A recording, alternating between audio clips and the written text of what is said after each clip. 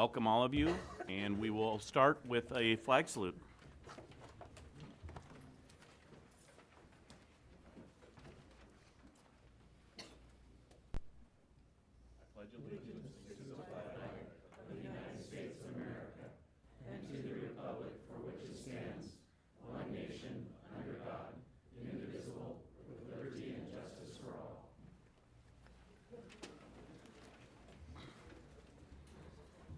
Christy, if you'd please call the roll.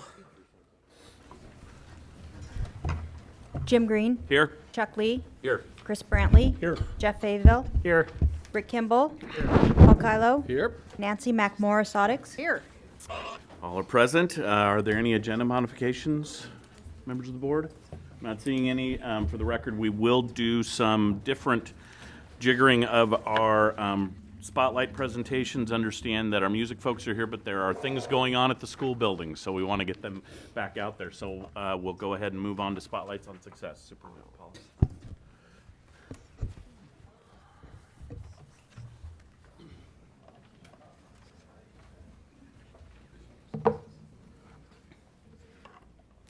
Well, good evening. Oh, I'm sorry. Go The ahead. first presenter this evening is Mary Lou Boderman, who is the coordinator for district music and drama. Thank you, Superintendent Radish and Chairman Green. It's my pleasure to be here tonight and would like to make you all aware that the State Music Championships were held at Oregon State University this past May. This brings the total of first place awards in the championships received by our schools to 83 since the state music contest began in 1987. So we've invited the first place winners to be here, and we'll note those who placed in the top 4 as well. And I would like for the first place winners to come forward, and then we'll ask the others that are being recognized to stand where they are. So Salem-Keizer schools placed as follows. In the full Symphony Orchestra Championships, first place went to West Salem High School, directed by Todd Zimbelman and George Thompson. So if you would come forward, please.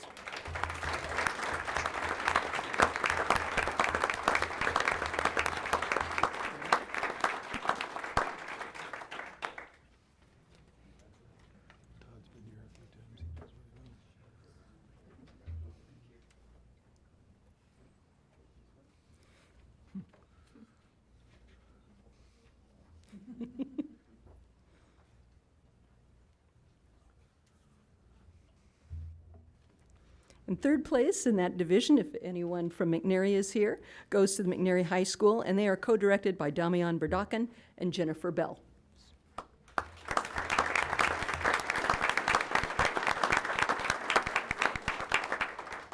Don't go too far, because we're now going to the 6A Band Championships. And that championship was won by West Salem High School, directed by Todd Zimbelman, and this is the 5th championship in a row for West Salem High.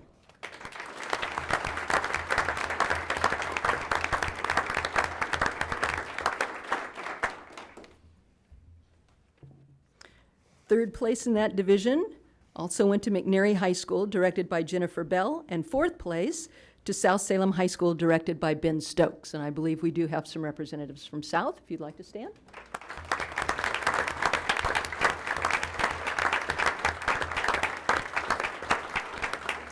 Congratulations to our bands. In the String Orchestra Championships, first place went to South Salem High School, directed by Christopher Noel. If we have some string representatives from South.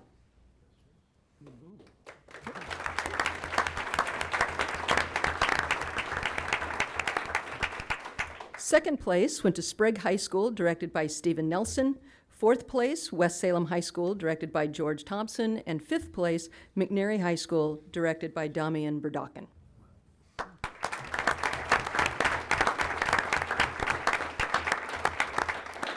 Now the state championships for choir.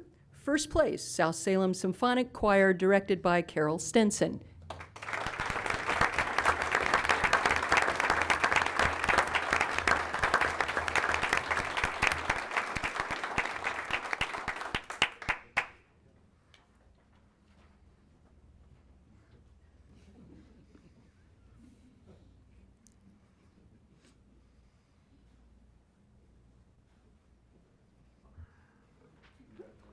Second place went to Sprague High School, directed by Dr. David Brown, And fourth place, West Salem Choir of the Titans, directed by Kimberly McConnell.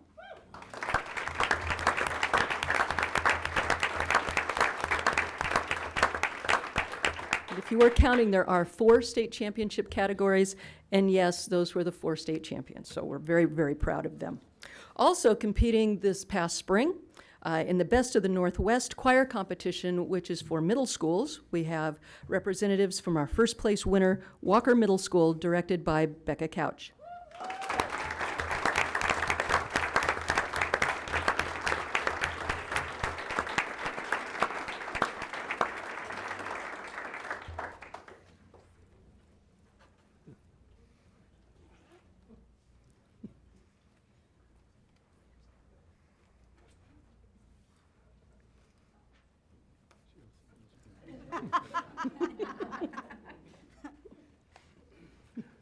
Second place went to Judson Middle School, directed by David Loney. There was a third place tie, Straub Middle School, directed by Ryan Amond, and Crossler Middle School, directed by Jeffrey Larkin. We did very well again.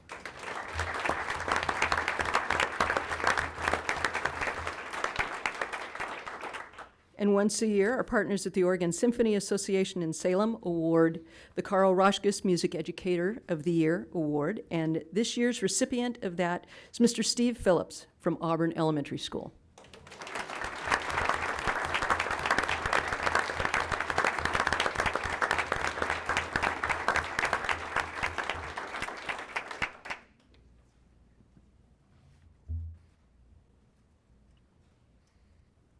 We are indeed very proud of our excellent music teachers and talented students and applaud them for their outstanding performances. They all exemplify the best characteristics of self-discipline, mutual respect, and the values that result from a significant music education. Thank you.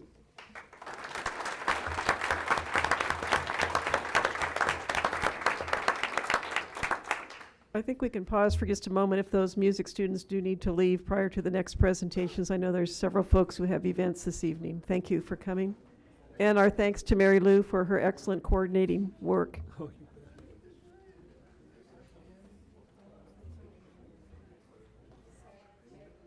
Karina Lee, Executive Director of the Salem-Keizer Education Foundation, will make the presentation for the Volunteers of the Month. Thank you so much. Right now, I would like to invite the principal of Yoshikai Elementary School and our 2 volunteers of the month, Virgilio Mendez Fabian and Jacquelino Jimenez Venegas, to the front.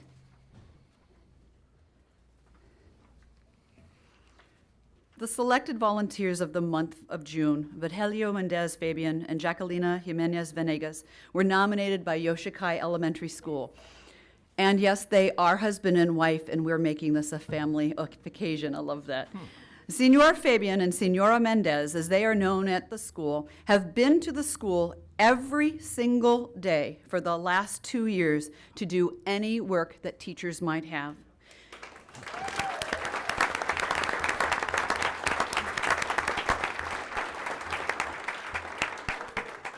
Yoshikai staff report that they have never seen such qualified, hardworking, and caring volunteers. Senor Fabian has a natural teaching heart and truly desires to watch children succeed. He has greatly impacted the academic growth of Yoshikai students. He goes to the school, teaches, runs reading groups, and gives so much of himself, expecting nothing in return. And after a busy morning at the school, every day for the last 2 years, he then heads off to work. Senora Mendez was at the school daily last year. She is currently working and going to school at the same time this year, so she hasn't been able to spend as much time as she would like. When she is there, she steps into whatever the classes are doing with ease. Senora Mendez is a keen observer of what is being taught and helps the teacher to implement it. Yoshikai staff, and I dare say the entire Salem-Keizer community, are so thankful that these parents choose to make the Yoshikai Elementary community a priority. Thank you.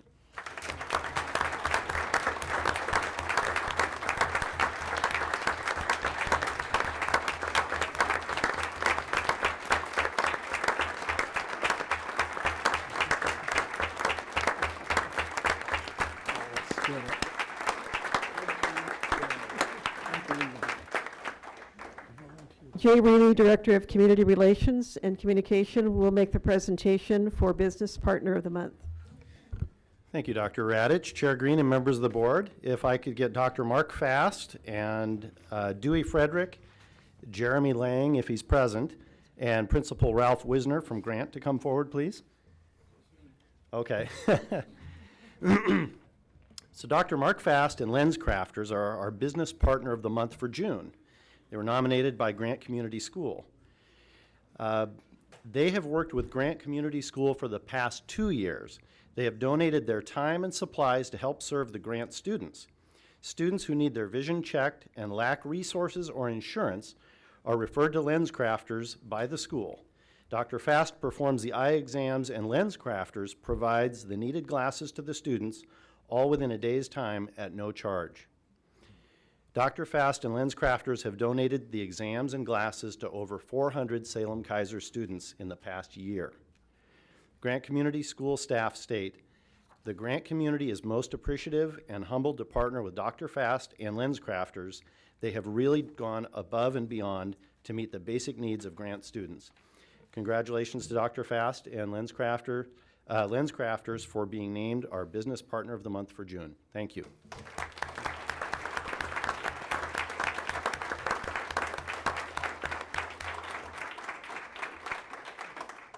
Kelly Carlisle, Director of High School Programs, will make the next presentations.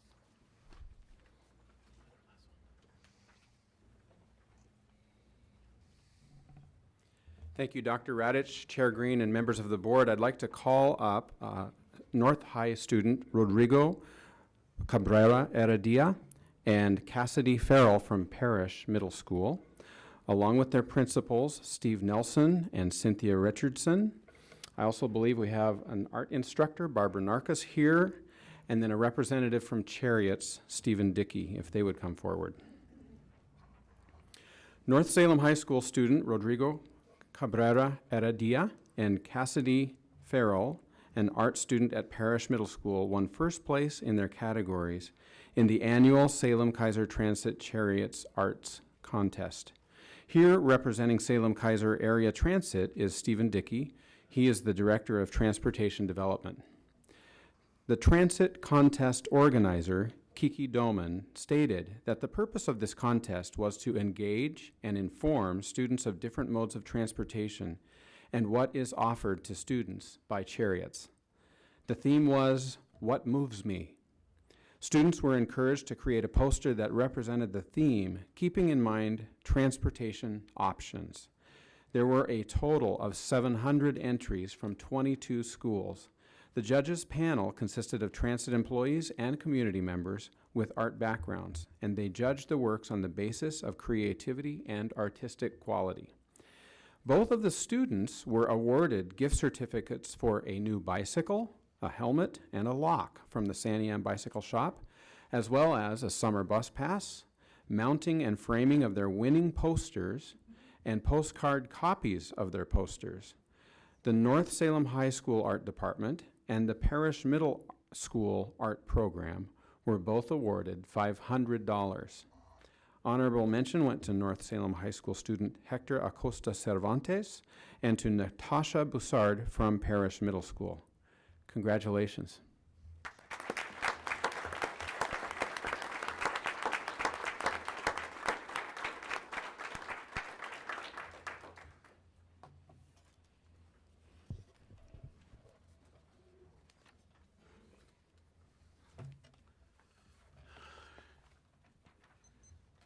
Next is audience communications related to agenda items only. We have 9 people signed up. When you come up to testify, if you'd state your name and your address, you'll be limited to the 3 minutes. Paul DeCopoulos, our district counsel, will be keeping time. When your orange light goes on, it means you have 30 seconds. When the red light goes on, that means your time is up. Please limit your time to 3 minutes, and we'll work through the agenda here. Jeff Smith is first.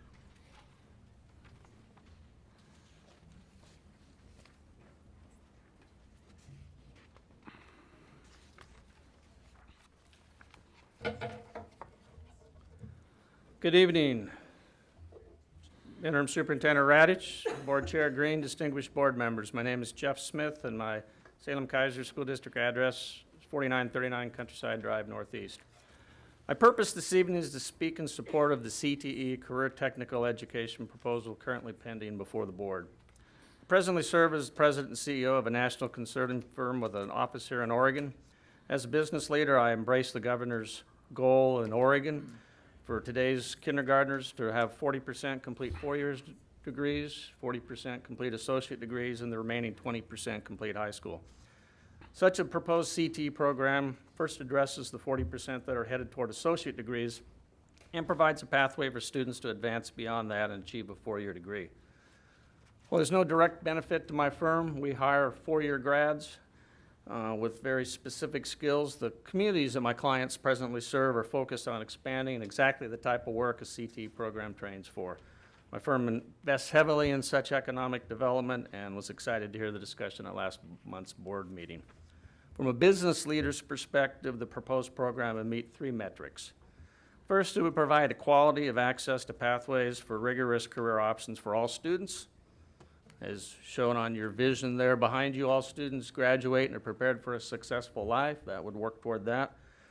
Especially the younger students are not just competing in a city, county, or state job market, but are participants in a national and in some cases global economy. This type of a program would create an opportunity that would have a significant competitive advantage for those students. Second, it would provide an equity of outcome in terms of rigorous instruction that leads to career in college for all students, regardless of circumstance and background. This is especially important for students of diversity and poverty, and the percentage of school lunch participation in Salem above 50%, that would be an important fact. Also provide a vision of what is not only possible but probable for students if they engage in a directed and meaningful program. Such a CTE program as proposed by the community leaders would be a positive partnership between the community and a premier school district. For Board Chair Green make comment in the past that our district has national status in student achievement. This would work toward that.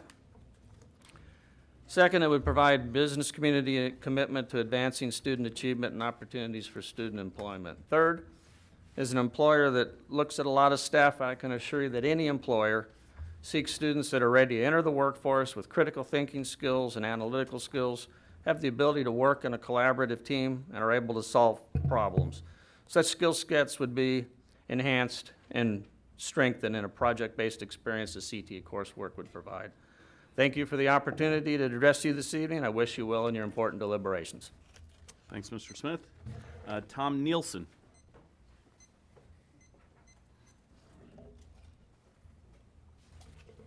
Good evening. My name is Tom Nielsen. I live at 1221 Southwest 10th Avenue in Portland, but have a long Salem history for many, many years living here.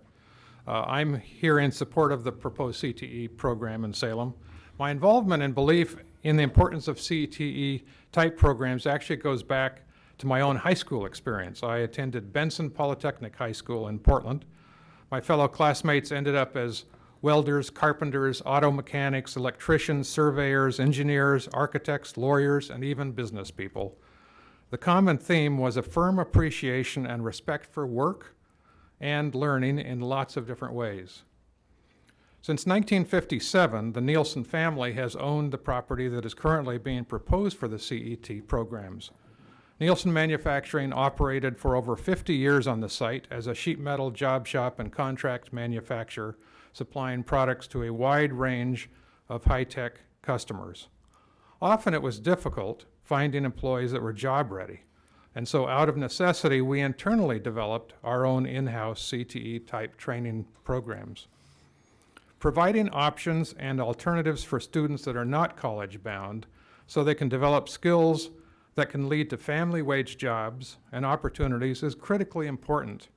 It is important because it builds students' self-esteem and confidence and can provide skills they can leverage lifelong. It is important to the region because employers and we as citizens need more folks working in what used to be called blue-collar jobs. The Nielsen family is very excited about the property being potentially used for the CET high school program, and as part of our support, we will be participating along with Mountain West in helping that become a reality. Thank you. Thank you, Mr. Nielsen. Brent Nielsen.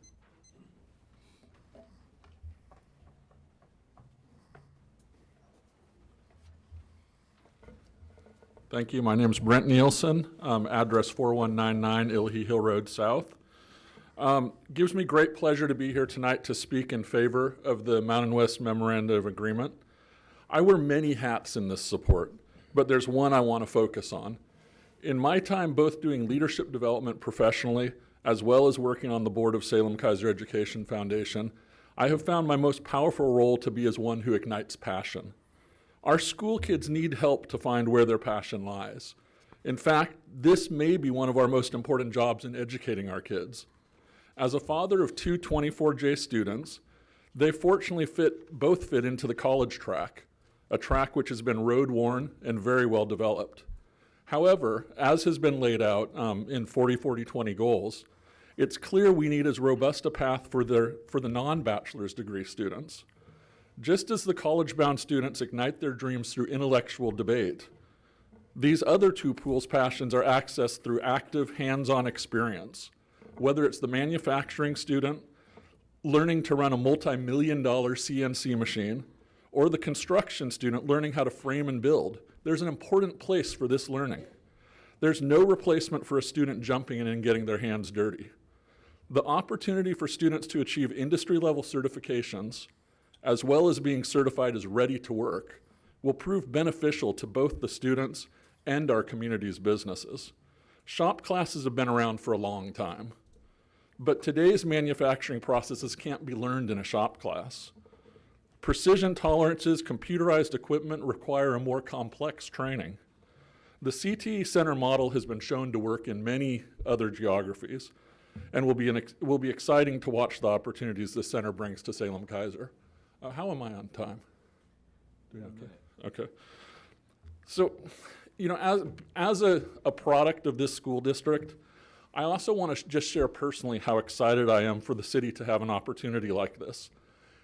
It's real uncommon to have opportunity and need where you get a confluence between those, and to then have a community partner who's willing to step in and help plant the seeds of it. You know, that's incredible. So I have great respect for everyone on this board and your role as stewards of the district.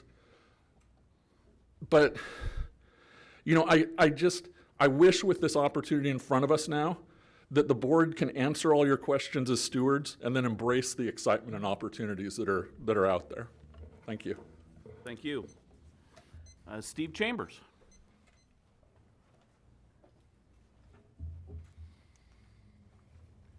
Dr. Radich, Chair Green, members of the board. My name is Steve Chambers. I live at 1790 19th Street Northeast here in Salem. I had the privilege of sitting where you're sitting for 12 years. Before that, I taught at North High for 32 years, where I taught on one end advanced placement students, on the other end ESL sheltered classes in social studies and kids who were at the lowest level of the academic scale. I continue to coach at North Salem High School, and with my experience, I think I have a little bit of understanding of what kids need today. The rationale for career tech education is pretty well established. Unemployment in the United States for the 18 to 25-year age group is twice that of the general population. 1/4 of four-year college graduates cannot find a job in their field. Up to 80% of students taking even one remedial class at state colleges ends up dropping out of school. College is not for everyone. We pay the price in lost tax revenues and in the cost of social services. There are jobs out there, but we don't have enough trained individuals to take them. As we stress passing tests and pushing students toward college, we continually reduce the number of electives available to our high school students. I think we'll face more issues of students dropping out because there are not enough alternatives to keep them interested. Yes, Salem-Keizer has a lot of excellent career tech programs, but they're spread throughout the district. To be truly effective, various trade and career fields need to be centralized. There are great advantages to bringing together the various components of a career field like construction or automotives or the hospitality industry. Having cabinetry at one school and carpentry at another school and metals at yet another school does not make sense from an industry viewpoint. That's not the way it is in the real world of construction. In a centralized model, the sum is greater than the parts. Such a program would also be a magnet for businesses to invest in the future of their employees.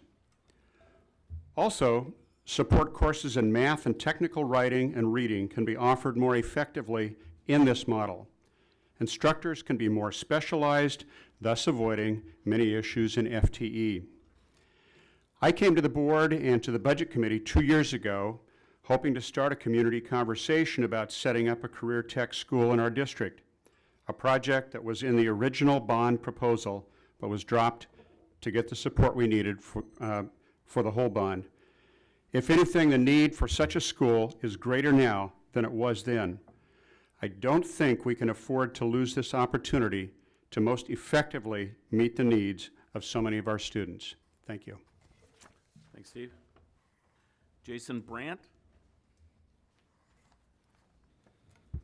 Well, good evening again. My name is Jason Brandt, CEO at the Salem Area Chamber of Commerce. It's my absolute pleasure to be here. I want to thank you, Dr. Radich, Chair Green, members of the board, for giving us this opportunity to speak this evening. I'm actually not going to bore you with my testimony a second time, so I appreciate the opportunity at the first reading back last month in May. But I would like to formally introduce our president-elect at the Salem Area Chamber of Commerce, Barb Resch with Summit Wealth Management, and she'll be speaking on behalf of the Chamber this evening.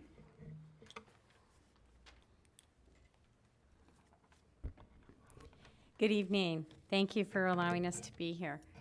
As part of the Chamber, we're very excited about the aspect of the Career Tech High School. There's things within that model that could really work well within our community. Number one, to enhance the programs that we already have.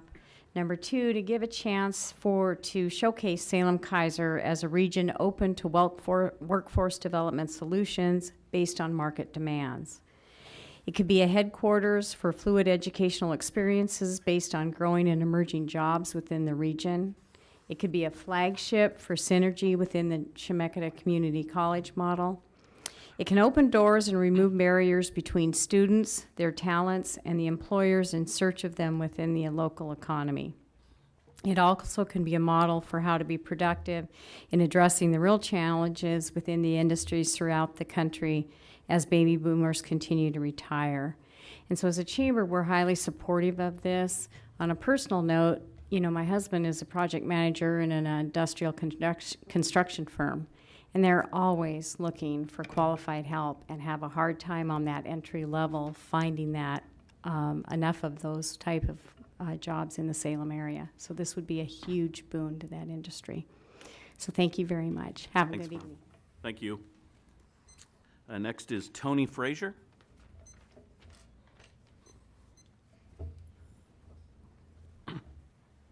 Good evening. Tony Frazier representing Job Growers Incorporated. We are the Workforce Investment Board for Marion Polk and Yamhill County. I found it interesting tonight that Steve mentioned that college is not for everyone, and that is often a soapbox that I like to stand on as well. Job Growers supports youth programs. Some of those are skills-based training programs. So I think what I'd like to do is just share with you the power of skills-based training. As I move around the community, what I realize is we don't have a lack of jobs problem. We have a lack of skills problem. And one of our programs teaches construction trade skills, not to the scale that we're talking about here, but we do what we can. Had a young man who came into the program and wanted to become a union apprentice. He graduated the program, got himself on that list, and he started as a union apprentice. I'm really condensing a wonderful story here. Started as a union apprentice at $17 an hour. The best part of that story, or the most interesting part of that story, is that he was homeless couch surfing 6 months prior when he came into the program. So we took a young man from homeless couch surfing to $17 an hour because we gave him a set of skills. Now, the cool thing about this is Sean Irvine, Economic Development and Independence, where our program is, he called me up one day and said, we're up for the All-American City Award. We're one of 23 finalists. We got to go to Denver to present. Do you think you could get this young man, Jacob, to come with us so he could share his story in person? Said, it's a long shot. He's been texting me pictures from OSU. He's on another job. So long story short, Jacob can go. Here's the cool thing. I met with him last Sunday for breakfast because he was absolutely terrified to go to Denver, so I had to talk him into it. But I said, so you switched contractors to get on this other job? Yes, I did. So, well, did you get a pay increase? Now, mind you, Jacob's been working with the union now just over a year on his new skill sets. And he's a big, quiet kid. And he looks at the table and he gets this sheepish grin on his face and he says, I make $23.50 an hour now. Here's the most powerful thing he said next. I will never forget this. He said, thinking about going to college. Now think about that for a minute. What if we could create more stories like that before these kids dropped out of high school, right? What a career tech education center will do for many of the young people in our school system who, for whatever the challenges they face, know that they're just not going to be going to college right out of school. What this center will do is give hope. Because what it will do is give them a set of skills that show them that they have value. And if we make more young people or create opportunity for more stories like Jacob, what a powerful impact that will have on this community. Thank you. Thank you. Next is Todd Wewick.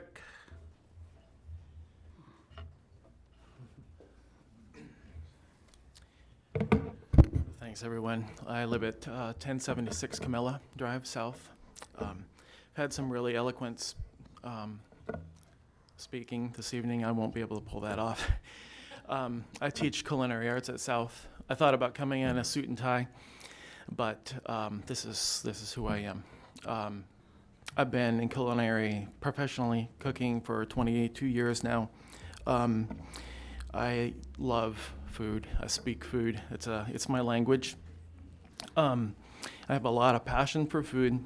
My parents were deeply concerned when they heard I wanted to go to culinary school. They thought they couldn't wrap their mind around that. They were worried about me getting out and flipping burgers at some low-paying job. My career has not been like that.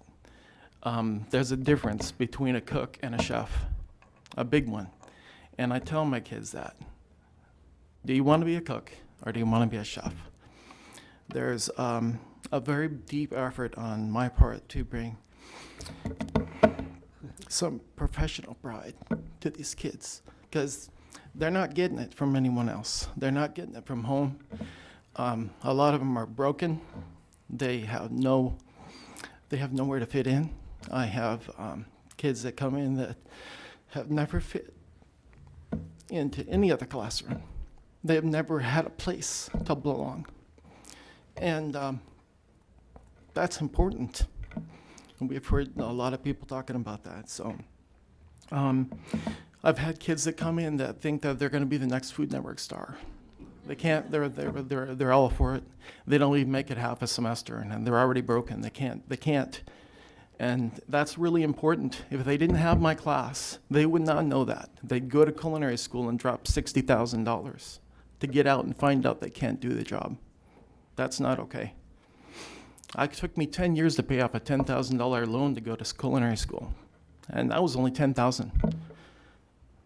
Okay, so I'm basically offering free culinary school at South Salem High School. If I have them for 4 years, I mean, less time would be less, but some time at all is special. I don't have any trouble filling classes. There's never a problem with that. It's how many we have to turn away. You know, I know there maybe is worry about filling classes, but I think it's going to be the other problem. I think you're going to have to figure out how you're going to let people down for not being able to be there. I have this is my 6th year, so I've had roughly 2,000 kids through my classroom in 6 years. and all of them worked on 1950s home ranges. Every single one of them is going to have to move on to the industry and reteach themselves how to work on industry standard professional equipment. The BTU equivalents are a huge difference, 7,000 for a home range and 30,000 for a professional range. And they're going to have to completely reteach themselves heat control, and that's a super important skill that takes a lot of time to learn. And they can learn it with me, where if they make a mistake, it doesn't matter. They can't get fired. They're not going to get written up. They're not going to have food come back from the customers. It's important. So I sincerely hope, there's a lot more I'd love to talk about, but I sincerely hope that you will support this school. Thanks, Todd. Thanks what you do for our kids, too. Teresa Haskins.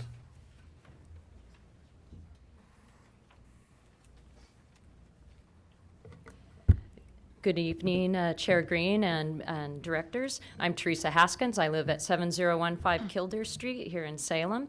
And I'm here tonight as both a PGE manager and as chair-elect of SEDCOR, the Strategic Economic Development Corporation of Marion and Polk Counties. And as SEDCOR chair, or chair-elect, we represent over 400 businesses. And our whole focus for economic development and growing jobs is with our manufacturing companies in the region. We also have a construction alliance that's been very active in the skills-based training and the needs and advocating programs and services for our construction industry. But what's really important for you all to know is when we go out there to work with an existing company here in Salem or over in Polk County and Independence, wherever that might be, the first question that a company who wants to grow, who has the opportunity or maybe the capital to grow, the first thing they say is, I can't find the workforce. I have to move somewhere else, or I'm not looking in Salem, I'm not looking in the Valley, I'm going to go locate up north or out of state because I can't find the workforce that has the skills I need. So it's incredibly important, not just for the students, but to grow our economy, to have the diverse set of training opportunities for that employment base. One of the things I think we're challenged with here in Salem is because we have so many government employees, we've lost track of the needs of our businesses. Most people have jobs in the government. 37% or so work for city, county, or some other public body. Those are all great, and I'm sure there's skilled trade or skilled jobs needs in that as well. But for us as manufacturers, for us as a utility, we go out of state often, daily, to find linemen, skilled maintenance workers for our plants. We can't find them here. So I want to just kind of close here by commenting. Some years ago, I helped co-chair a bond election, a bond campaign, the last one we did. And I remember when we had to take out that technical training element. And so I'm really proud to be here tonight and hopeful that this time when we ask to keep it in, that it stays and that we don't have to go toward a bond or some other form of finance when we have this kind of community partnership. And just to close, that's what's here. All of the business community supports this kind of program, and we hope you do too. Thank you. Thank you. That was all we had signed up to testify. Was there anybody that missed the sign-up sheet? Yes, sir. If you'd please state your name and your address, and again, you are limited to 3 minutes' time. Thank you, Chair Green. Rick Day, 2503 Shipman Lane, Southeast. Thank you and good evening. I'm the past president of the SEDCOR Construction Alliance and been involved with SEDCOR. I spend, I would say, hundreds of hours a year going around to schools, doing training and speaking, as well as speaking to specifiers and people in positions such as yourselves, talking about the need, and you've heard that here this evening, for a trade or technical school. My vision's slightly different, as I believe most of the people in the Alliance is, and that is we view some sort of public-private partnership. Give you an example, if you folks aren't aware of Northwest College of Construction in Portland, started by Dan Graham. We operated that, we set up an LLC to buy the property, and we have a board of directors that operates that school. It's comprised of AGC, HBA, NUCA, and ABC. For you folks who don't know, that's Home Builders, Utility Contractors, Association of General Contractors. In the Portland market, we were able to fund that and make that run. We can't do that here. We need a partnership of some kind. We need you guys. And I see the school district as doing prerequisites, as doing promotion, and being partners in an operation like this. That way the school district doesn't have to bear the entire burden or the cost of such a program, and the two programs can work together. We can bring alternative people in that might not fit in the school district.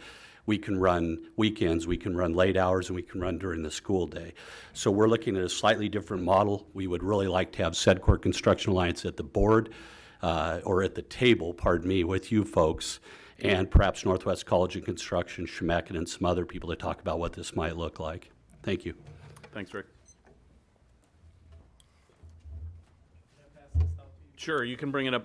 Bring it up to Christy, Todd.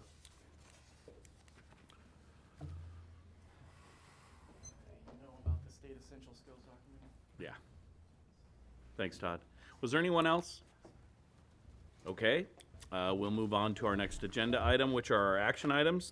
The first one up tonight is our school attendance boundary area change in East Salem. I'll turn it over to Dr. Radich.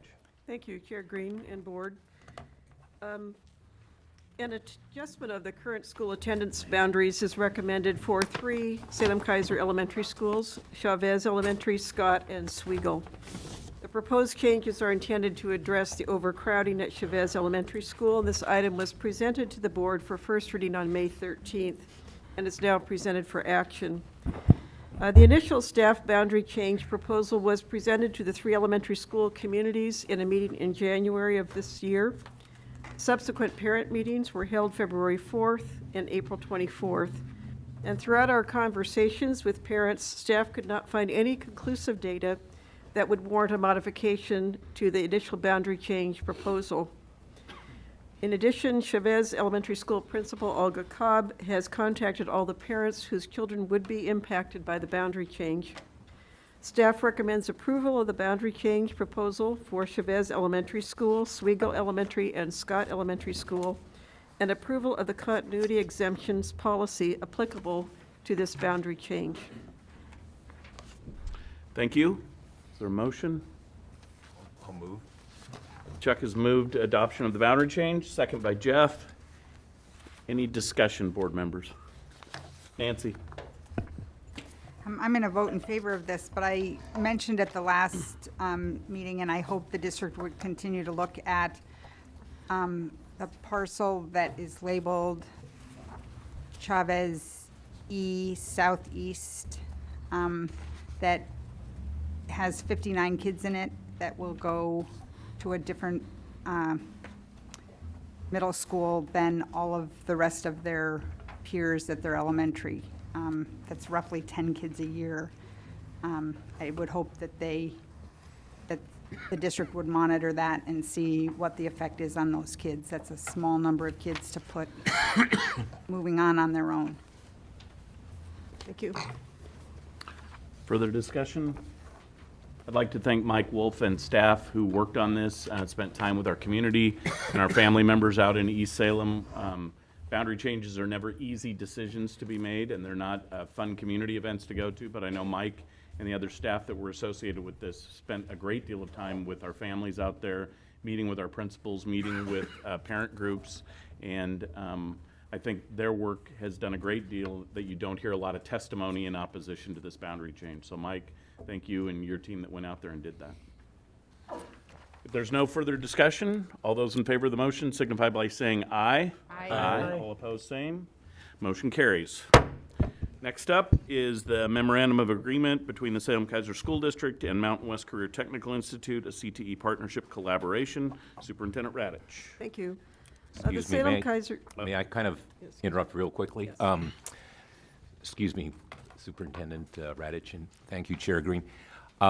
Because I am the president of Mountain West Career Technical Institute, and that is the item on the agenda, I have a conflict of interest, and so I'm going to be here tonight to maybe answer any questions, but I won't be participating in any of the discussion or the vote. So I think I'm going to step over on the other side and let you continue.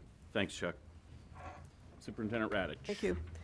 The Salem-Keizer School District and Mountain West Career Technical Institute developed a memorandum of agreement that describes the terms and conditions for the CTE Center collaboration. Based on school board member feedback over several months, several changes were made to the draft memorandum of agreement. This item was presented to the Board of Directors for first reading on May 13th and is now presented for action. Staff recommends approval of the memorandum of agreement between the Salem-Keizer School District and Mountain West Career Technical Institute, and would appreciate the board taking action this evening on this item. Thank you. Thank you. Do we have a motion before the board? Nancy? I move we adopt the memorandum of agreement. Seconded by Chris. Discussion. Nancy? I'm very much in favor of this, but I did have some questions as I read through the memorandum of agreement and wondered if I could get some clarification on those. I know that early in these conversations, we had a conversation about how this board can encumber future boards in making a 5-year commitment to something when potentially none of us will be here in 5 years. And I remember you answered that question, but I could not remember how. Could you Paul, do you answer it wanna- again? Sure. There's a series of cases that talk about, first of all, whether this is a finite board or not. And a finite board is defined as a board where 4 of the 7 members, if it's a 7-person board, where 4 of those members' terms are up for election at the same time. And so you are a finite board. And then there's a second set of case law that talks about not encumbering a future board to a contract that it cannot get out of. And these are very esoteric constitutional principles, and it's hard reading, quite frankly, to go through these cases. And so what I advised you was that I did not believe you could enter into a 5-year memorandum of agreement with Mountain West that did not give you the ability to modify it or get out of it. Now, you can bind a board, a future board, with a penalty to get out of the contract.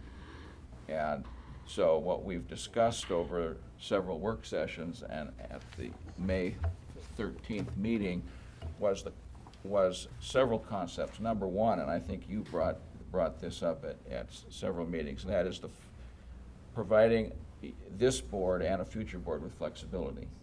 And I'm very pleased with the format that we've been able to reach on that flexibility issue. This board and future boards would have quite a bit of flexibility based upon budgets and resources as to be able to modify the year-by-year development of the program. And so I feel like we've taken care of the flexibility concern. The next concern is if for some reason a future board wanted to terminate the agreement, how would that work? And as you know, we've gone many places with this concept, and I think this is really a balanced memorandum of agreement on that, in that regard.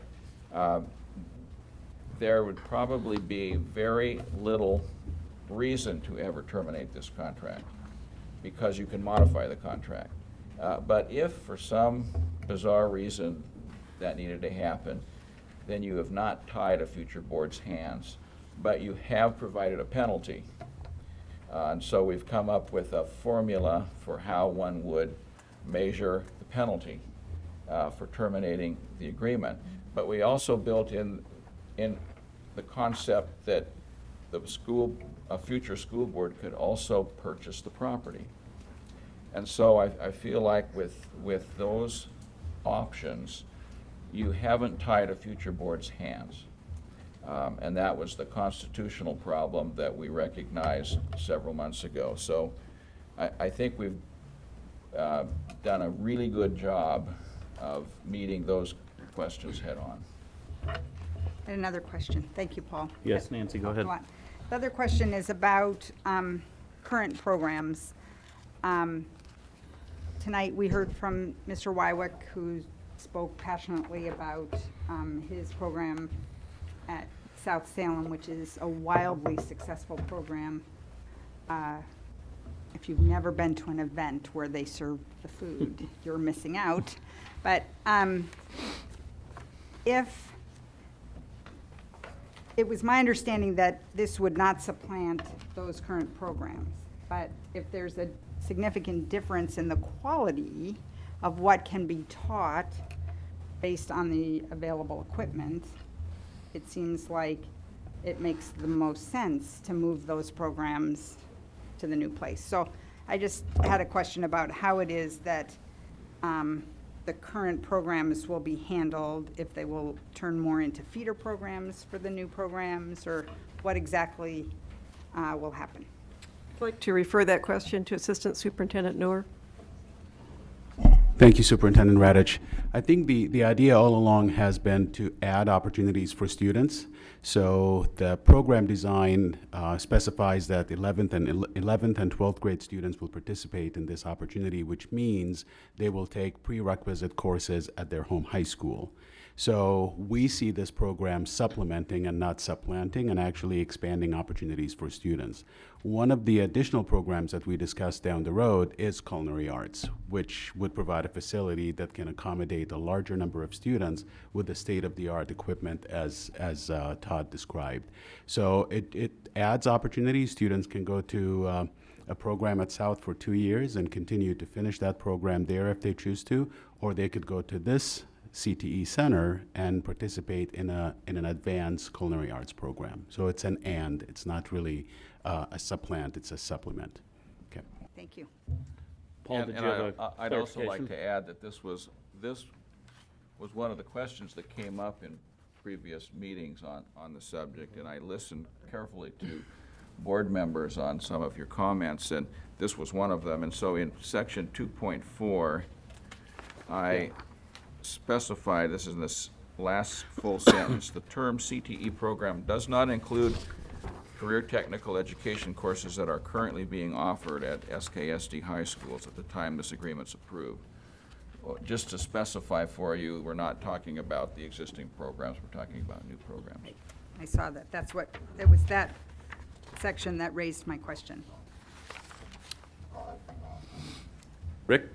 Yeah, during the public testimony, Teresa from representing SEDCOR's viewpoint mentioned the area needs, given not just Salem and, say, Marion County, which makes me pose this question.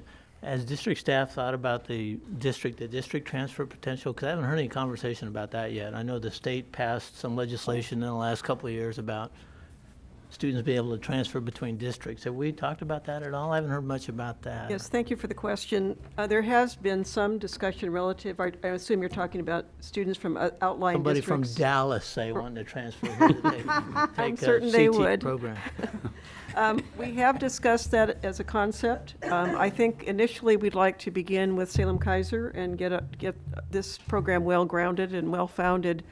But I think certainly that has been on our radar as a possible discussion, but I want to be very thoughtful about how those discussions roll out with neighboring districts. That's a very sensitive topic because those districts also have CTE programs. We want to be certain that it's a collaborative effort and we're not rating those districts for FTE. And hopefully, given the numbers of students we have within the Salem-Keizer School District, we shouldn't have difficulty filling our spots. But I do think it would be an attractive opportunity for surrounding districts. And there are a number of ways that districts go about making agreements that could actually be a win-win for both parties. But I can't tell you that we've really explored that in great detail, but it has been somewhat of a conversation. Thank you. Chris? I want to thank all the people that came and testified this evening because your testimony was strong and heartfelt and quite convincing. But I want to tell you that the reason that I support this as much as I do has to do with testimony that we received about 3 years ago when we were cutting our budget by $54 million. And we had student after student after student come forward and talk to us about the relationships they had within their CTE programs, the relevance of what they were learning, and the rigor that they were going through in those programs. And it felt so bad to me to turn right around and cut some of those programs at that time, because literally we had to. And I just want those students to know, if they happen to be watching on TV or any of you get to talk to them, that I still remember that testimony as being incredibly powerful. And that is what makes me feel the intense need to get this kind of a program started in Salem. The fact that we have a benefactor that's going to help us do it to the tune that they're talking about is just great. So. Jeff. I just wanted to thank a few different individuals and groups. I'd like to thank Salam and his team for their work on this and all the effort he's put into this. Also like to thank Larry Tukarski and his generosity and his vision to see this school come about, and also the business community for their support. And I'm looking forward to and anticipating everyone continuing to work together to build this. Rick. Thank you, Chair Green. I've been pretty vocal to everybody that I am a supporter of the CTE program. I think we need it. It's really important for the students. My issue has been the priority and timing. Is this the right time, given needs at the kindergarten level and younger? We're coming out of a really weak time financially. I guess that's an understatement, right? Yeah. And we have no guarantee that we're going to be stronger in the future. But we have a tremendous opportunity in front of us. And one thing about being on a public board like this is when the board goes a direction, you support that direction. And I see this board going the direction of, this is our priority now, Rick. It's not a priority next year or the year after. And I saw that during our budget committee meetings, the way my colleagues voted and the way the budget committee members supported this effort. So I'll be voting in favor of this motion to support this memorandum of agreement. Okay. Further discussion? If not, the motion before us is to support and approve the agreement between the district and Mountain West. All those in favor, please signify by saying aye. Aye. Aye. All those opposed, same sign. Aye. Noted for the record, Paul was a no. With that, the agreement is approved. We'll move on to our next action item, which is the adoption of our district budget for 2014-2015. Superintendent Radich. Thank you. On May 20th, 2014, our Budget Committee approved a budget to forward to the Salem-Keizer School District Board of Directors, and the approved budget includes a budget note which indicates that the committee's interest in having staff work with the Salem-Keizer swim boosters regarding reinstatement of swimming into the 2014-15 general fund budget. Tonight's approved budget includes a reduction of $52,500 in the contingency and an allocation of that same amount to the instructional high school co-curricular activities general fund. The $52,500 would then cover the costs of pool lane rentals and transportation to swim meets. These items were previously not included in the superintendent's proposed budget. The board is requested to adopt the budget and appropriate the 2014-15 budget, impose and categorize taxes, and adopt the attached budget resolutions as approved by the Budget Committee on May 20th, 2014. So, members of the audience, Chuck, did you have something you want to? Yes, because there's a substantial amount of money for CTE and the Mountain West program in the budget, I'm going to be abstaining on the budget also. Okay.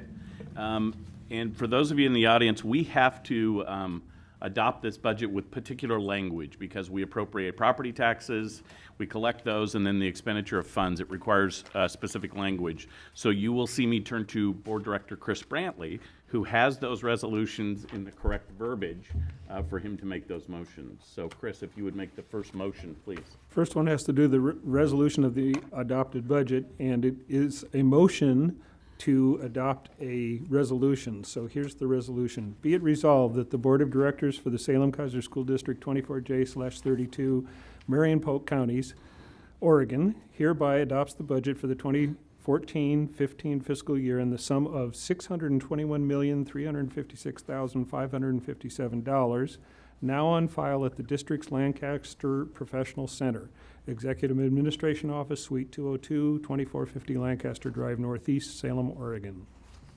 Do we have a second? Second. Second by Nancy. Discussion.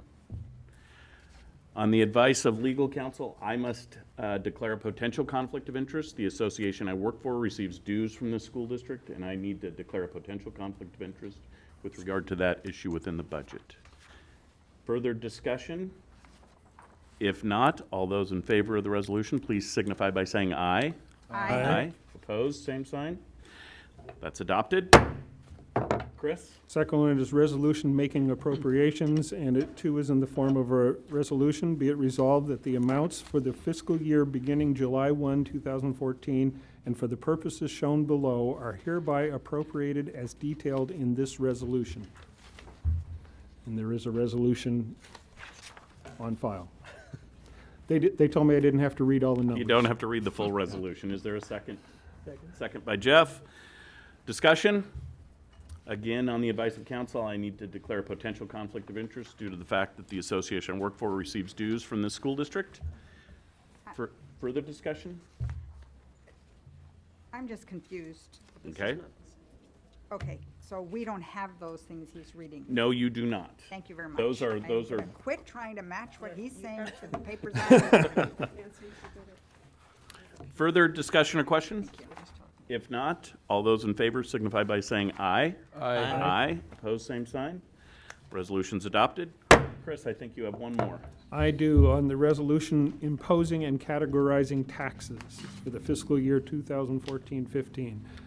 And again, it is a resolution. Be it resolved that the Board of Directors for the Salem-Keizer School District 24J/32, Marion and Polk Counties, Oregon, hereby imposes the taxes provided for in the adopted budget at the rate of $4.521, 52 cents and 1/100ths per $1,000 of assessed value for operations in the amount of $30,613,452 for bonds. And these taxes are hereby imposed and categorized for the tax year 2014-15 upon the assessed value of all taxable property within our district, the district. Is there a second? Second. Second. Discussion. Again, I must declare a potential conflict of interest. The association that I work for has dues paid for it out of this budget. Further discussion? This is the last motion on the budget, and one of the things I'd like to thank is our budget committee members, if there are any here in the audience, if they would stand and be recognized. I didn't see any come in.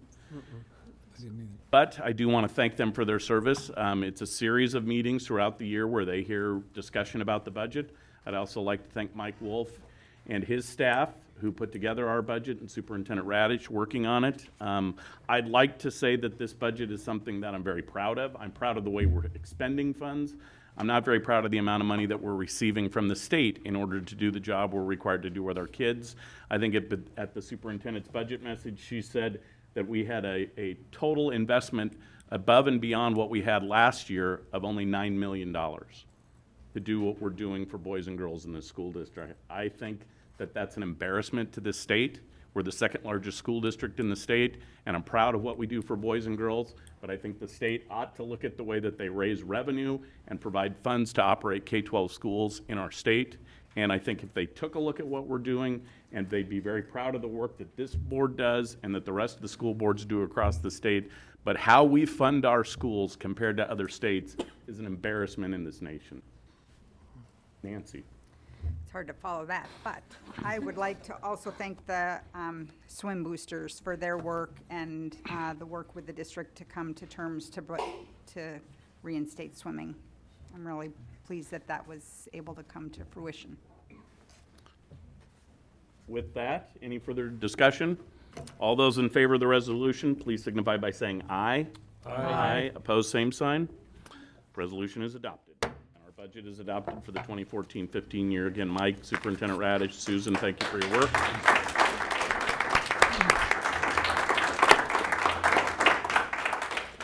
That is our final action item of the night. On to the adoption of the consent calendar. All these would be adopted in a single motion unless they're pulled for individual consideration by any board member. Any board member need to pull anyone? I'm not seeing one. I'd accept a motion to adopt the consent calendar. So moved. I have Nancy and second by Chris, or by Jeff. Pick one of you. Whichever. Jeff, all those in favor signify by saying aye. Aye. Aye, opposed, same sign. Consent calendar is adopted. There are no readings this month. And we move on to reports. Our monitoring report, executive limitation number 12 of our 12th, our last one for the year, legally required policies. Superintendent Radich. Thank you. As Chair Green indicated, this is the last of 12 monitoring reports for 2013-14. Executive limitation 12 requires that the superintendent take all necessary steps to assure that all previously approved board policies, which are legally required, are written as administrative policies. During the 2013-14 school year, staff transitioned several policies into administrative policy, procedures, or work instructions through the district's quality assurance model. The work done this year now completes also the transition of all the legacy policies. And I particularly want to extend my appreciation to Mary Paulson, our Chief of Staff, and to our district staff. This is very technical work, very time-consuming work, and very important work. So at this time, that concludes my report, unless the board should have any questions. I know that we have included in your board plate some of the more substantive policies in the event you have questions relative to those changes. Thank you. Any discussion or questions from board members? If not, normally, Chris, sorry. I just have one Chris. question, and that is that this is the ongoing process of moving what used to be board policy into administrative policy because of policy governance, and that's Correct. taken a number of years, correct? That's correct. How are we We're done. We're done, except we're never done with all the new changes in law that require change in board policy. So we're done with moving what we call the legacy, the old policies, over. And that's been a huge, I think, 5-year effort is my understanding. And lots of school boards and districts go through this process. It's very time consuming, but I think what we found as a district, we learn a lot going through those practice. As difficult as they are, we always learn from them. But there will continue to be updates in policy as the legislature makes changes in laws. But those will be administrative policy, not necessarily our board policy that we have under our policy governance scheme. They could be one or the other, depends on what is proposed. What it is, yeah. Okay. Further questions? Normally, yes, Nancy. I appreciate the relettering so that they have some connection to what they do in their titles, rather than GAAB, GAMB. That means nothing. Unless you read it every day. Further discussion. Normally, we don't vote on these, board members. We look for a consensus among board members with thumbs up. I'm seeing that. Thank you. The next report is report on the 2014 graduation. Superintendent Radich. Thank you. A total of 2,551 Salem-Keizer seniors graduated or received diplomas for the 2013-14 school year. And I got to thinking today, that's more than many of our small towns in Oregon. So if you just think of all those graduates forming their own community, that's a pretty healthy, sizable community. And an additional 144 students completed a GED through Roberts High School program. 59 graduating seniors earned valedictory status, and 31 were named salutatorian. So I had the privilege of attending 4 graduations, community transitions, Roberts High School, North Salem, and West Salem, and had a delightful time. And I am assuming under board reports we're going to hear about your experiences as well. But very much a credit to our teachers and our principals and our district staff, because it really does take a village to get a student graduated. And my particular thanks to the board of directors as well for the support that you provide in our operation of the schools. Thank you. Thank you. Next up, you'll note, board members' information packet, you'll note that the change for the July board meeting, you were all polled on whether the 15th would work. Please update your calendars to note that the board meeting will be on July 15th. Paul? Does that change our agenda planning meeting as well? Since she won't be here she won't be here on the date we had planned? It should. Yes, it should. It should, Paul. So, I just want to make sure before I commit my calendar. okay, we will do the agenda planning meeting, which includes board leadership and one other board member that week before at the superintendent's office. Okay? And we'll make sure we get that out via email. We'll work through Mary Paulson or Christy to get that out to the board members who are to be at that. Thanks for that reminder, Paul. With that, the next item agenda is audience communications related to non-agenda items. Again, I would remind folks that you have 3 minutes with which to make your comments. Please state your name and your address for the record. Paul DeCopoulos, our district counsel, will be keeping track. The orange light will come on when you have 30 seconds left. The red light comes on when your 3 minutes are up. We have 2 people signed up, and I am probably going to butcher their names, but Shabri Binery and Kathleen Orzoko, you signed up together, but did you want to come up separately? If it's all right, we could come together? That's fine. You bet. Welcome. Thank you. And I have a few handouts. Why don't you like give them those now? to Christy? Okay. And you were close. It's a Roscoe. Orozco. Yeah, Thank you. you were close. Thank you. I apologize about that. Not a problem.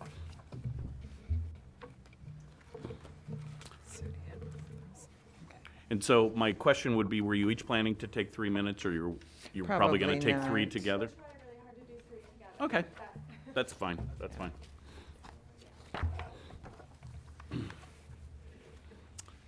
Thank you, and go ahead and start whenever you'd like. Okay, thank you for giving us this opportunity to speak to you today.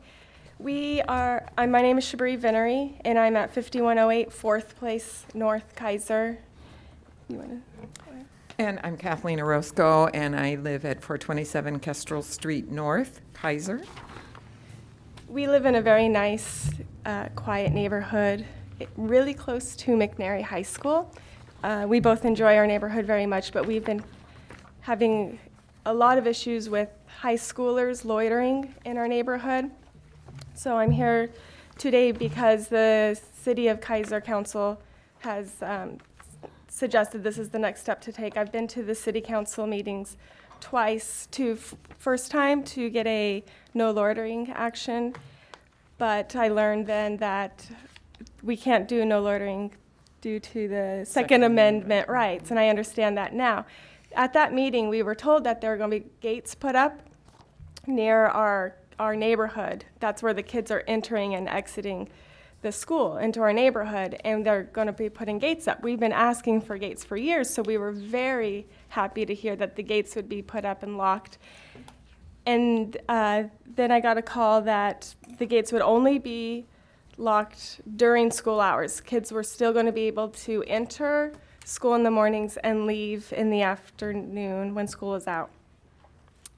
That doesn't help our neighborhood at all. I have here a petition that I started in my neighborhood for the loitering. That's what it originally was, but all of these neighbors have told me stories of the kids using drugs right in front of them. I've seen it just this last month. 2 kids were arrested because of drugs in my neighborhood. Every day they're smoking weed, they're dealing it. I call the police, but by the time the police get there, it's put away, they're gone, and it's just an ongoing problem. We have, as neighbors, tried to address the high schoolers to see if, ask them why they hang out in the neighborhood, and we get backlash. And I have a 20-month-old son. I've tried to go out there and play with my son to maybe make it awkward. They don't care. They smoke, their language is awful, and so I have to just stay inside. And there's other stay-at-home moms that when the kids come out, when the high schoolers are done with school, we have to stay inside. And school's out at 2:20, and they will be there. There'll be groups of kids still in front of our houses till 4:30 in the afternoon. And the police will come and sit, and that's helpful. And there has been high school staff that will come out and monitor, but they're never there long enough. And in fairness to them, it's not their job to come and watch the kids. And when they leave, the kids come back, groups start to get together, and their minors are smoking cigarettes. I can smell the marijuana in my backyard. My neighbor's 7-year-old son knows what marijuana smells like.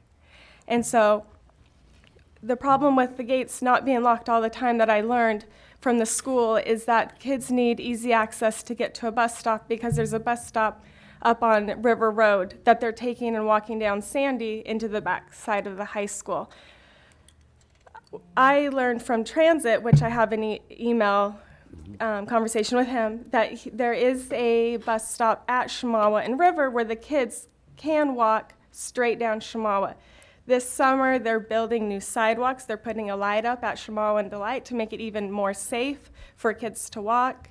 And so I'm asking you to help us get those gates locked, because then there will be no reason for kids to be in our neighborhood anymore. And the thing is, we have other neighbors, and I'm not right on this corner where she is.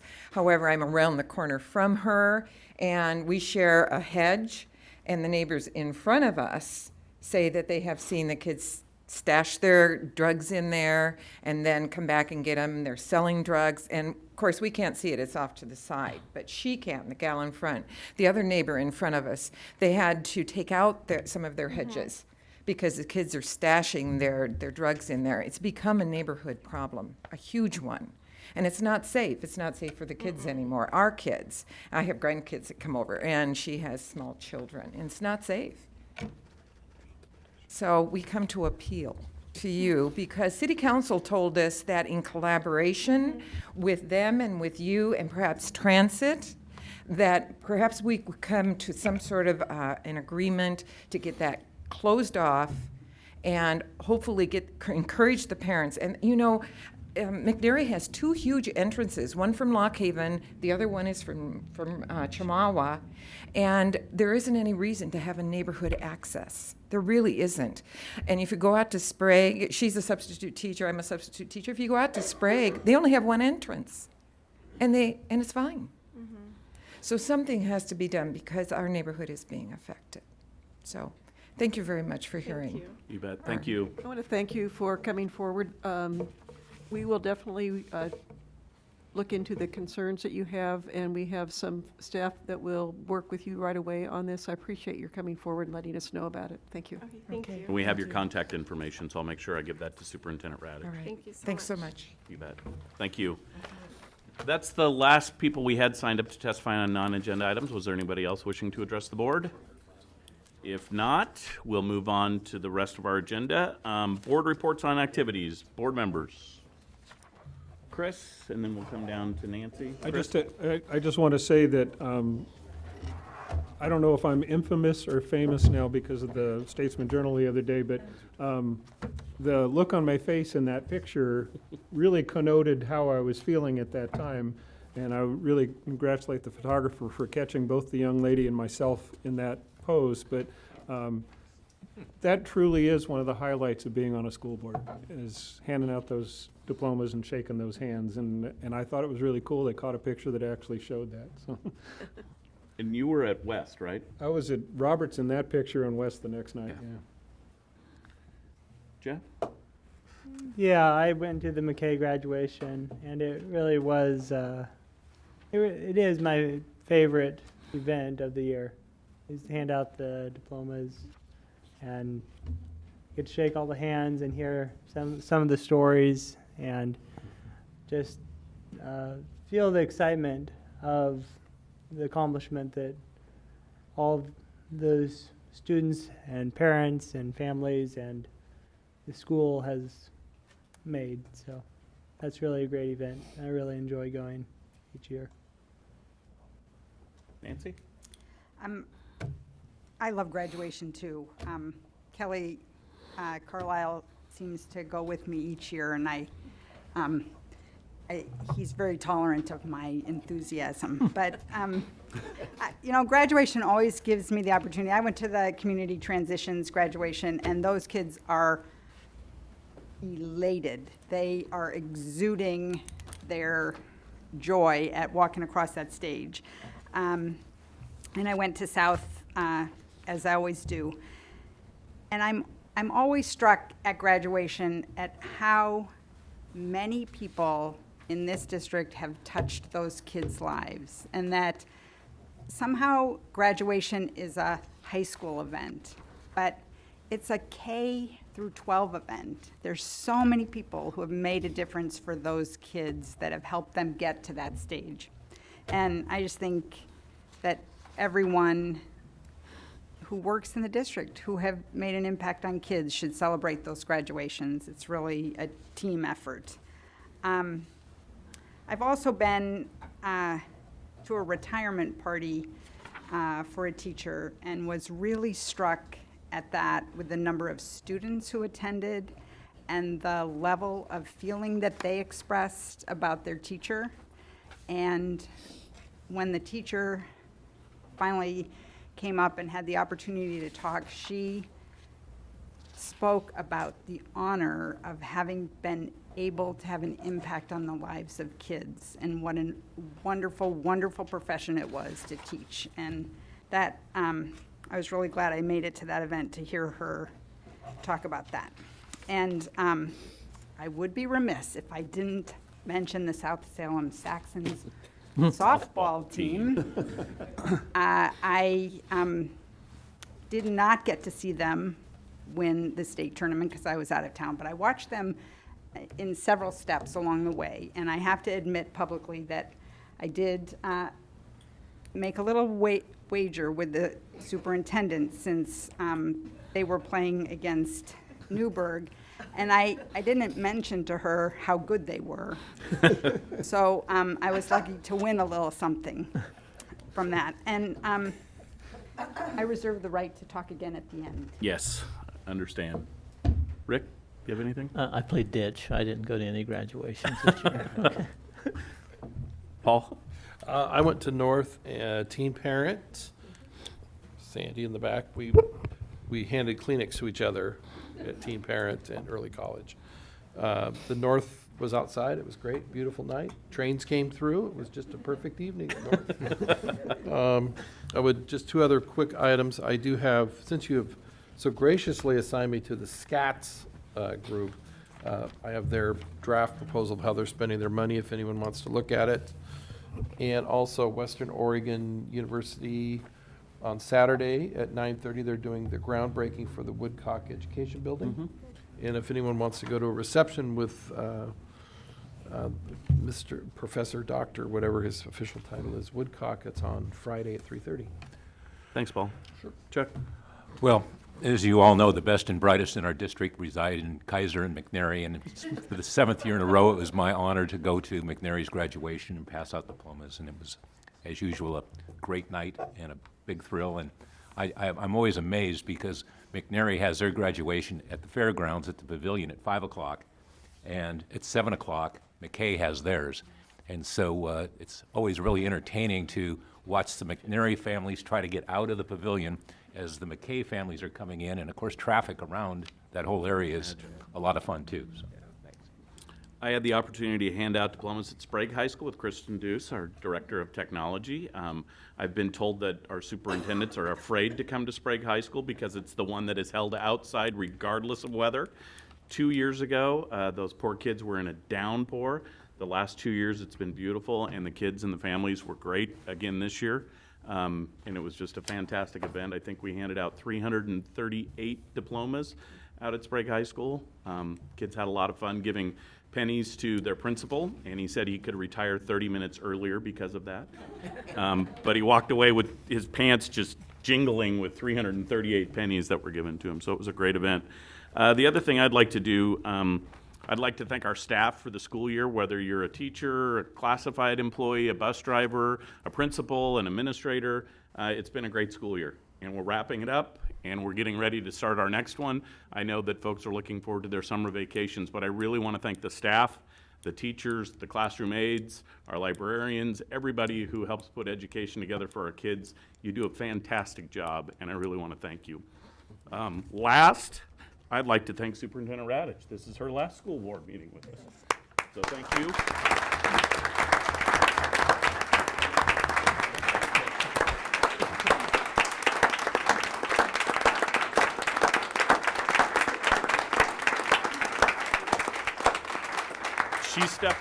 She stepped up mid-year to come in and work with our district and did a fantastic job. The executive team welcomed her in. They worked with her very well. I know she was out in the school buildings because I would run into friends who are principals of mine out in the schools saying, your interim superintendent was at my school today. I've never had an interim superintendent come to my school before. So, Paula, I really want to thank you for stepping up and helping us out get through this school year. Thank you so much. And last, I'll turn it over to Nancy for last board report.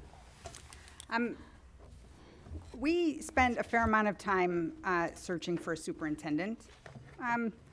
We decided to do the whole thing twice, so took a little bit longer than usual. We spent, lots and lots of evenings, but Mary Paulson spent far more time than the rest of us. She was with us at every one of those evenings, and Saturday, most of the day Saturday. Coordinating visits. Coordinating all the visits. She was, she carried around all the confidential information. She kept it all organized. She gave it all back to us at the right time. I'm sure coordinated travel and all those arrangements for lots of things. And Mary, we'd like to give you a little something to thank you for all that you've done.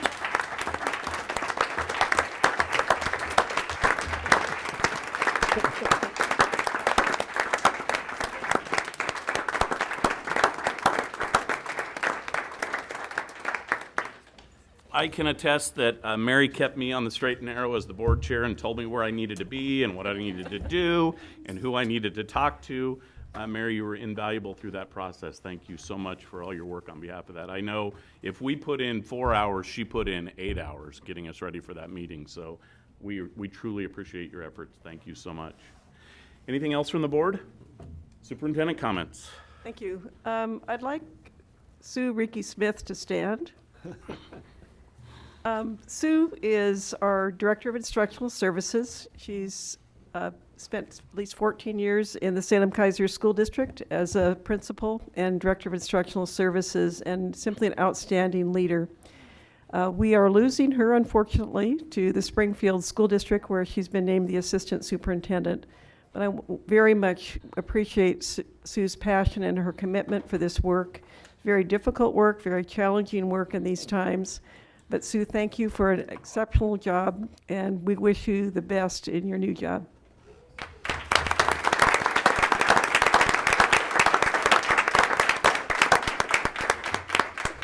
And on a personal note, I'd very much want to extend my appreciation to our staff and to the board for welcoming me and giving me an opportunity to get off the couch and do something productive.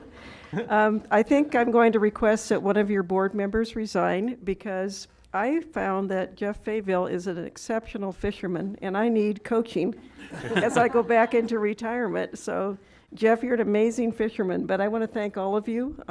It's been enjoyable. I can't say I've enjoyed the drive back and forth every day, but I've certainly enjoyed the people. It's a wonderful, wonderful school district.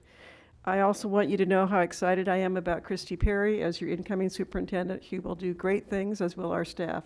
So I wish you the very, very best. I have a few more days to work, but I'm looking forward to seeing the transition, and I'll be keeping my eye on Salem-Keizer just to see how things are going. Thank you. Thank you.